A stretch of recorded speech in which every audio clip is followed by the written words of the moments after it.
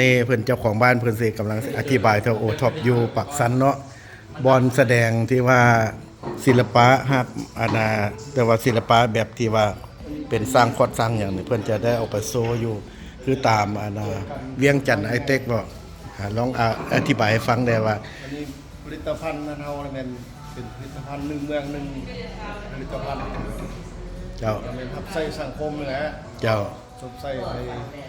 เฮ็ดมาได้หลายปีแล้วเฮ็ดเริ่มแต่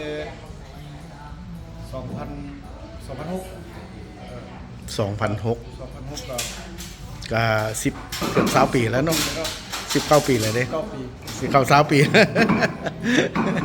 ว่า20ปีก็ได้แล้วอีกบ่โดนก็สิเป็นอีกเป็น20ปี2006 2026เบื้องต้นเฮาก็เฮ็ดเป็นเพียงแต่ครอบครัวเนาะใช้ครอบครัวแล้วก็ต่อมาอีพ่อบอกมันเท่าไหร่50เอานี่เด้อป้ายเพิ่นมีอยู่ในสินค้า1เมือง1เมือง1ผลิตภัณฑ์แห่งชาติมีหลายส่วนหลายแล้วเป็นเครื่องรับใช้ครอบครัวสิครัวประดับ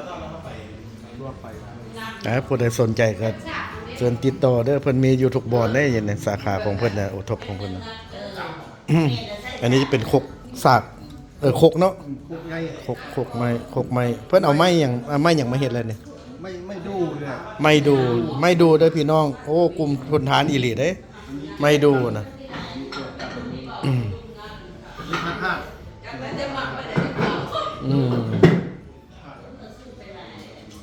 ซับไหลน้อยเฮ็ดบะไทยซับไหลนี่นี่ครับเป็นคันเงินเนาะบ่เป็นคันเงินคันไม้เป็นคันตักบาทเพิ่นเด้อโอ้มีหลายรูปแบบเด้อพี่น้องถ้าผู้ใดสนใจก็เชิญติดต่อได้เด้อเพิ่นสิฝากเบอร์โทรอยู่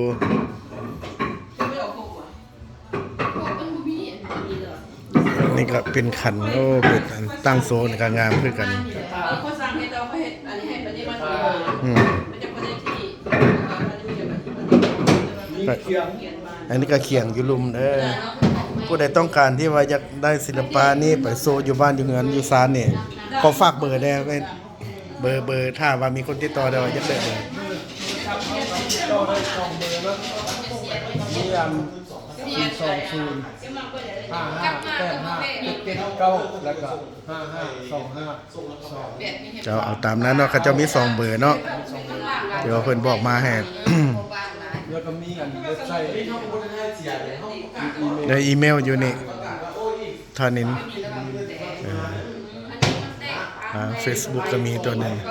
อยู่นั่นติดต่อทางใดก็ได้เด้อทางโทรศัพท์ทางอีเมลทาง Facebook ก็ได้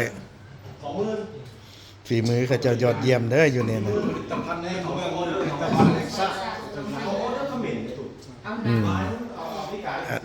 อันนี้บ้านตั้งอันนี้อยู่ใส่บ้านอย่างอยู่ใส่เด้อที่ตั้งที่เฮาแล้วแม่นอยู่บ้านทุ่งน้อยเมืองปักสันเจ้าจะเข้าจาก4แยกมานี่ก็ประมาณเท่าไหร่8-9 กิโลเนาะประมาณ9กิโล9กิโลไฟแดงเลข13ใต้มาก็บ่ไกลเนาะ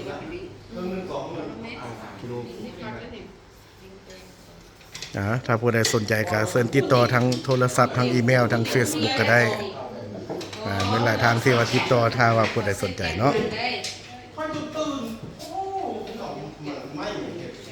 นี่เป็นงานการเข้าร่วมว่าแสดงอยู่ทางภายในและต่างประเทศเนาะอ๋อมีหลายๆบอนนี่นะมีไปสปปจีนแล้วก็เวียดนามไทยโอ้ไปเบิดเนาะหลายประเทศอยู่ได้แล้วเนาะจะไปโอ้แล้วบ่ฮอดเกาหลีไปได้โอ้ฝีมือนี่ยอดเยี่ยมฝีมือนั้นอันนี้ล้วนแล้วแต่ฝีมือคนลาวเฮาเบิดตอนนี้ฝีมือคนลาวเ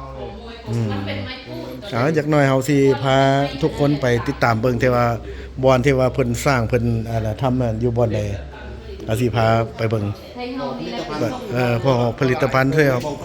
เห็นห้องบ่อนที่ว่าเพิ่นเฮ็ดหั่นนะหันตัวมองด้านตัวนั่นล่ะแต่ว่าอธิบายตัวนี้ก่อนแค่ว่าจะไปห่อผลิตภัณฑ์ตัวที่ว่าห่อนั่นน่ะของเพิ่นสิบ่ลงลิฟต์ไปนะนี่ของเพิ่นอยู่ลงห้องเพิ่นเอาจานนี่แหละไปเอาซื้อจานนี้ไปโอเคเสื่อม เอาย่างเป็นน้อยหนึงไปพุ่น ยี่เล็บไปซื้อเพิ่มได้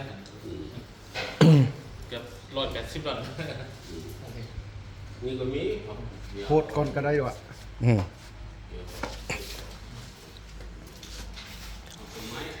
บัดนี้เฮาสิพาทุกคนที่ว่า ไปเบิ่งที่ว่าเขาเจ้ากำลังที่ว่า แปลงที่ว่าซ่อมขึ้นมาที่ว่าบ่อนผลิต สร้างก็เพื่ออยู่ บ่อนที่ว่าสร้างขึ้นมา ไม่ต้องสร้างคนเดียว เจ้า เพื่อทำการผลิต เจ้า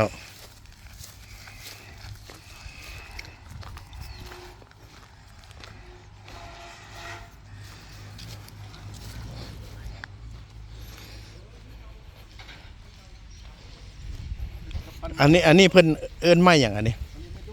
โอ้ไม่ดูเด้อพี่น้องเด้ออันนี้ไม่ ไม่หัวให้ปานนั้นเลย ตามที่หัวให้ไปนะของข้าเจ้าที่ว่าได้มาเฮ็ดอันนี้เนาะเป็นผลิตภัณฑ์ของเพิ่นอันนี้คือสิสร้างมาดนละเบิ่งเศษไม้เศษหยังอยู่นี่ของจุมพูนเลยนี่โอ้ มีตัวเซียนตัวซอย โอ้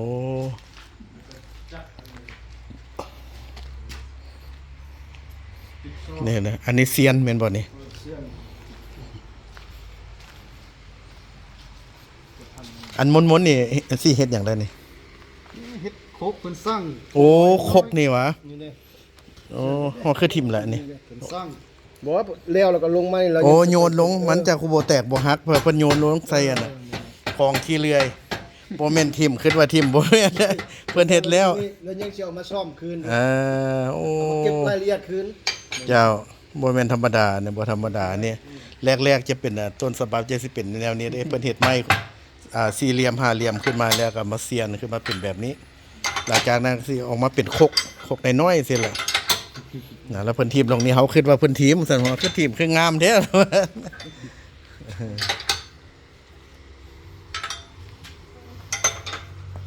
อันนี้ยังใส่การใช้งานได้เลยเนาะ ยังได้อยู่ โอ้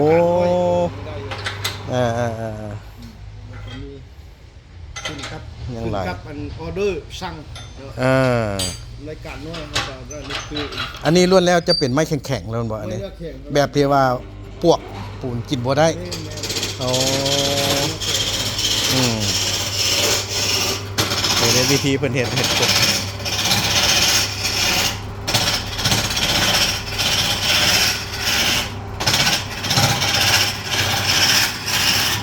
จะเป็นแบบนี้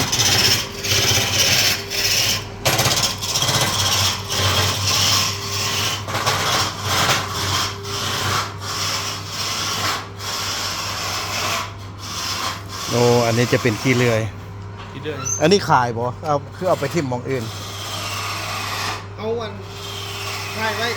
มีคนต้องการเขาก็ทำลายกับเจ้า โอ้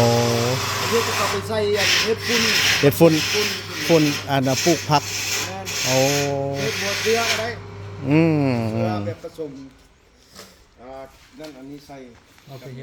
ฮ็ดกัน ก็มีประโยชน์ทุกอย่างเนาะ ประโยชน์อะไรอย่างเงี้ย เดือนนี้อาจจะมีประโยชน์ที่นี่ นี่เด้ก็เว้าอยู่นี่เด้กี่เรื่อยนะอืม ต้องเอาไปเฮ็ด จะไปขนไม้เก่าๆเป็นเศษเป็นเหลือที่ว่าน้ำท่วมอยู่ในหนองในนานี่เพิ่นจะบ่ได้ทิ่มเด้อเพิ่นน่ะอันนี้เป็นประโยชน์เบิดทุกอย่างอันนี้นะอยู่เขตเมืองปากสัน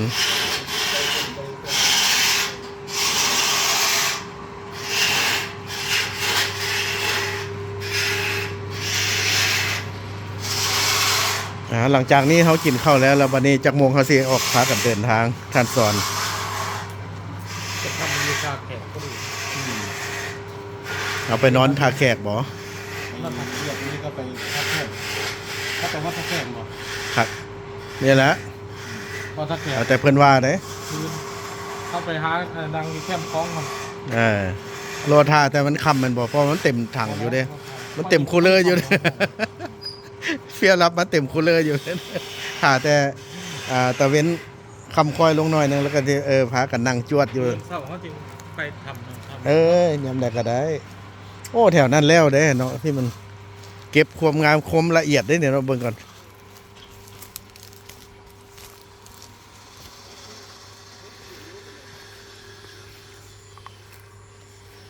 ตัวนี้จะเป็นคันที่ว่าเก็บความละเอียดหรือว่า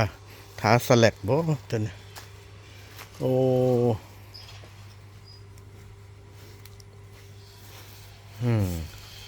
เสมอกันเบิดเลยแน่ คัดแล้วก็เฮ็ดสี มัน ลงสีเหลือ มีสีอยู่ขอบข้างเบิดเนาะแก่นมันบ่ยุกใจกลาง มันซื้อมันบ่เป็นสี โอ้ขักเนาะพอดีจะถึกจังหวะที่ว่าอยู่ทั้งสองขอบ หาก็คัดแล้ว คัดแล้วก็ลงสีบัดนั้น เอามือนี่คัดบ่ได้เอาจักคัดมันบ่ มีเลยครับ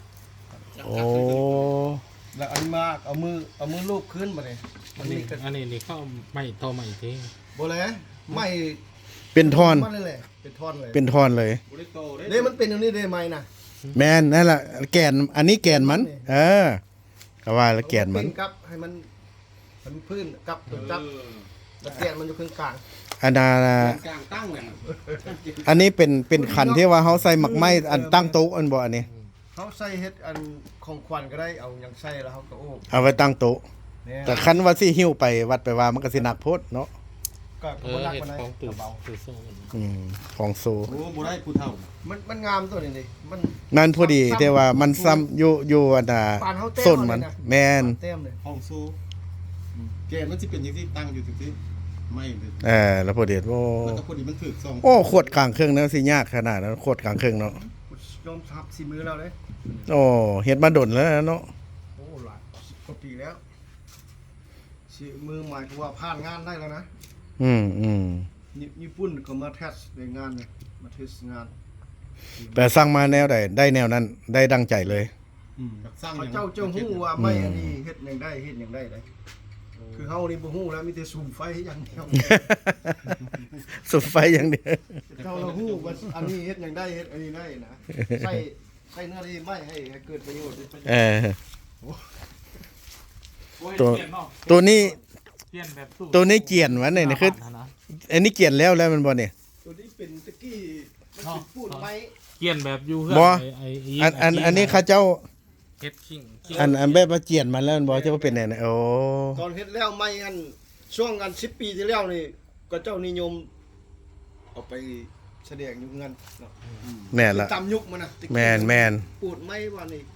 อันนี้อาจจะเป็นหากมันเนาะอยู่ติดหากมันบ่ปูดมัน ไเปื่อยปูดไม่เปื่อยมันเป็นต้นแล้วมัน ปูดกลางครึ่งหั่นน่ะ อืมถ้ามันเป็นไม่ดูไม่แต้นี่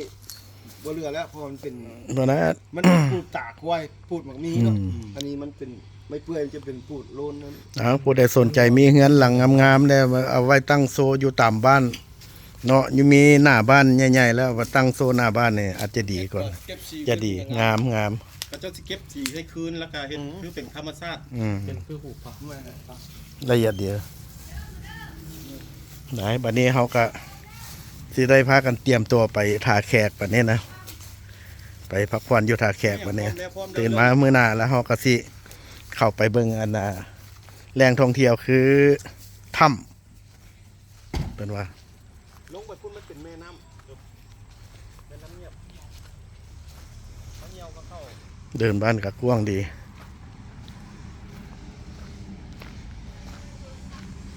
เส้นทางนี่เส้นทางไปเสียงขวงเด้อที่ว่าเขาออกจาก4แยก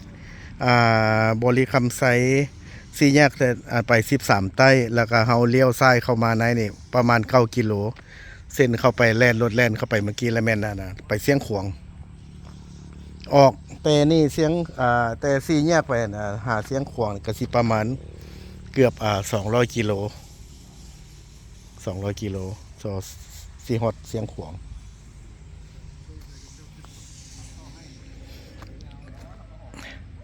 ภาพมุมที่ว่าเราเห็นอยู่ทั้งหลังหันมันแบ็คกราวด์หันจะเป็นภูเขาควายเด้อเป็นภูเขาควายคือกันอยู่ฝากนั้นจะเป็นทางที่ว่านาว่าหรือว่าบ้านเกิดทางนี้อาจจะเป็นทางบริคำไซแล้วเอาขอจบคลิปไว้เพียงเท่านี้ก่อนเด้อถ้าติดตามตอนต่อไปเนาะถ้าไปฮอดบริคำไซหรือว่าท่าแขกก่อนแล้วเราจะเอาโพสต์ลงใหม่อีก